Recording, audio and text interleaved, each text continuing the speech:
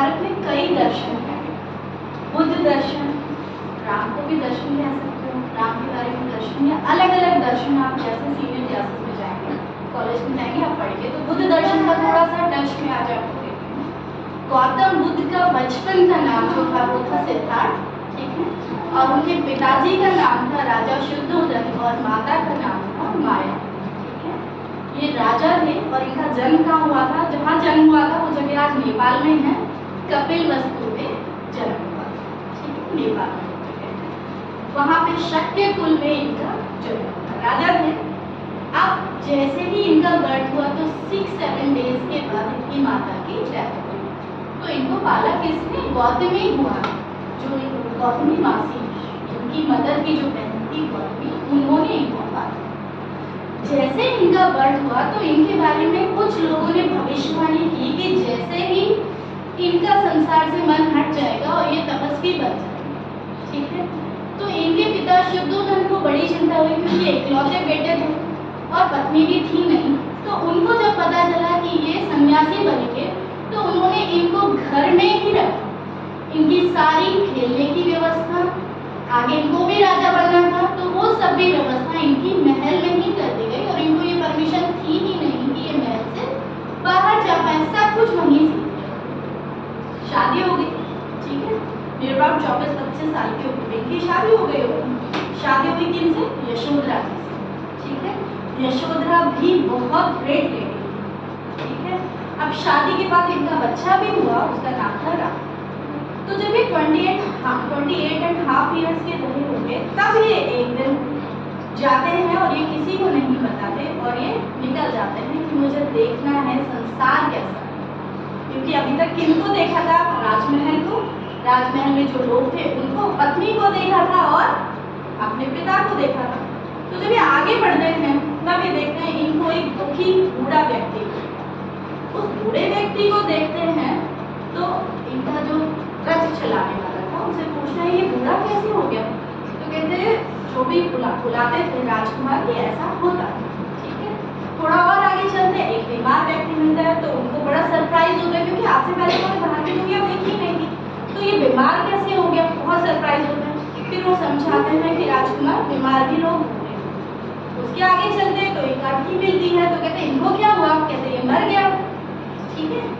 बड़ा सरप्राइज होता है कि लोग मर भी जाते हैं, बोले जो जन्म लेता है वो मरता भी है क्योंकि माँ की तो याद थी नहीं, माँ तो साथ साल गुजर गई थी तो माँ की याद ही नहीं थी, और एक बच्चा जिसने बहन के अलावा कुछ देखा ही नहीं तो उसको दुख क्या होता है वो पता नहीं।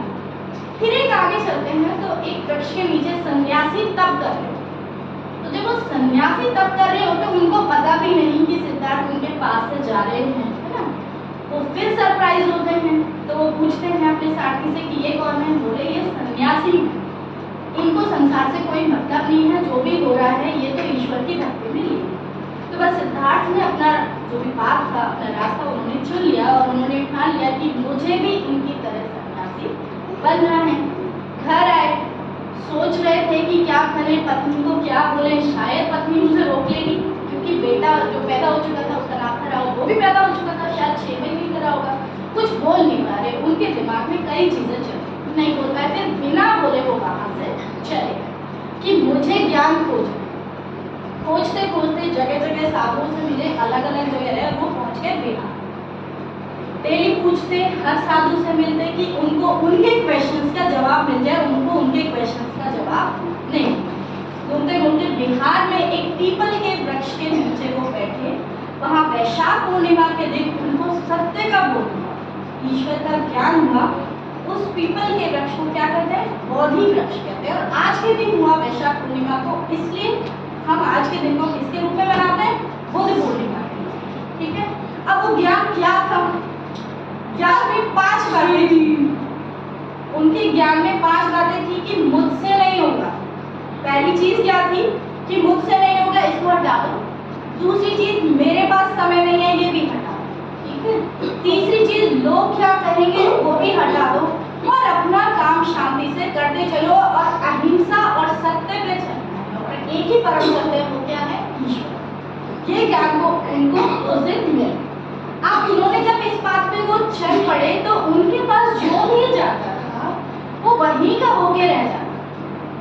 जब जब निर्वाण मिल गया उनको, निर्वाण यानी मोक्ष जैसी चीज मिल गई और उनको सत्य का ज्ञान हो गया, तो लोग उनसे मिलने जाते थे, बात फैल गई, ठीक है, कि गौतम बुद्ध को निर्वाण मिल गया और उसके बाद उनको सिद्धार्थ से गौतम बुद्ध कहा जाता है। तो ये बात चारों ओर जब फैली, पत्नी को भी पता चला, पिता को भी पता चला, तो जो भी जाता उनसे मिलने और वो जाके वहीं का हो जाता था और क्या बोलते थे फिर, बुद्धम शरणम गच्छामि, यानी जो भी जाता था बुद्ध की शरण में चला जाता था, संदेश कोई नहीं पहुंचा पाता। तो उनके पिता शुद्धोधन ने ये कहा, उनके दिमाग में यह है कि कहीं ऐसा ना हो, 6 साल में उनको निर्वाण मिला था, 6 साल की रात थी, बाकी 6 साल वो अपने बच्चे से, अपनी पत्नी से, अपने पिता से नहीं, ठीक है।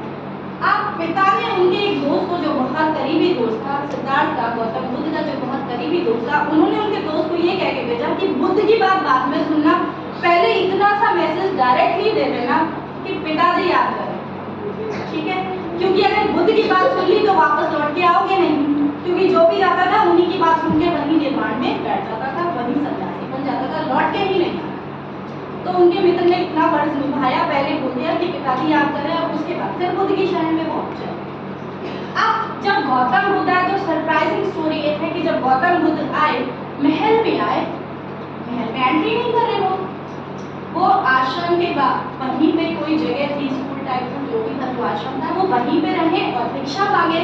राज्य का राजा अपने ही गांव में भिक्षा मांग रहे हैं, भीख मांग रहे हैं, भिक्षा देनी, भीख मांग के खाना खा रहे हैं, अपने पिता के घर जा नहीं रहा। तो पिता को बहुत बुरा भी लग रहा था, लेकिन गौतम बुद्ध के तो सिद्धांत थे कि सत्य यही है, मुझे भिक्षा लेके खाना है, मतलब मुझे मोह नहीं करना, ठीक है, क्योंकि अगर मोह किया तो वापस बार बार पुनर्जन्म होते रहेंगे, तो मुझे मोह से दूर रहना है। वो नहीं आ रहे महल में। फिर पिताजी ने संदेशा भेजा कि महल में आए, गए महल में, तो सोचो क्या बोले उन्हें महल में। पिताजी के पास गए तो भी ये नहीं कि वो कहे कि हमें क्या हो रहा है, दुख हो रहा है, तो अभी उन्होंने बोला भिक्षा देगी, यानी मुझे भिक्षा दे के ही खाना था। महल में गए तो फिर भी पत्नी उनसे मिलने नहीं गई, यशोधरा से। और उसके बाद जब वो एंट्री कर रहे, पिता ने कहा कि तुम्हें पत्नी से नहीं मिलना, कह रहे मिलना तो चाहता हो गए। पत्नी एक्सपेक्ट कर रही थी कि वो रिग्रेट फील करेंगे कि 6 साल हो गए तुम्हें छोड़े हुए, तो शायद उन्हें दुख हो रहा होगा, बट वैसा कुछ नहीं हुआ। उन्होंने वहां भी जाके बोला, पत्नी को भी बोला भिक्षाम देगी, तो कहने का मतलब उसूल के पक्के थे। उनको भी क्या बोला, भिक्षाम देगी। तो उनका जो बेटा था राहुल, 6 साल का हो चुका था, उन्होंने कहा इसको ले। पत्नी भी बहुत ग्रेट थी, है ना। तो हमें गौतम बुद्ध से क्या सीखने को मिलता है कि परम सत्य तो एक ही है, ईश्वर, ठीक है। अब जो दिमाग में नेगेटिव थॉट्स है उनको आप निकाल लीजिए। मरना सबका है, कोई भी अमर नहीं है ना, सबको मरना ही है। तो जब मरना ही है तो काम ऐसे करना चाहिए, कैसी भी सिचुएशन हो, सब कुछ अच्छा करना, दूसरे के साथ गलत नहीं करना, ठीक है। जो हो रहा है वो ईश्वर की मर्जी से हो रहा है। ये इनके कुछ 5 फैक्ट्स थे और जिन पे ये चले, और जो भी इनकी शरण में जाता था वो क्या हो जाता था, इन्हीं का हो गया, ठीक है। तो असत्य कभी नहीं बोलना, झूठ कभी नहीं बोलना और ईश्वर पे विश्वास, ठीक है। बौद्ध गया में है वो जगह, बोधि वृक्ष, जहाँ पे इनको निर्वाण प्राप्त हुआ था और इनके नाम से भी हम पहचाने जाते हैं कि गौतम बुद्ध का देश। जन्मे कहाँ, नेपाल में, निर्वाण कहाँ मिला, बिहार के बौद्ध गया, ठीक है। That's all for today.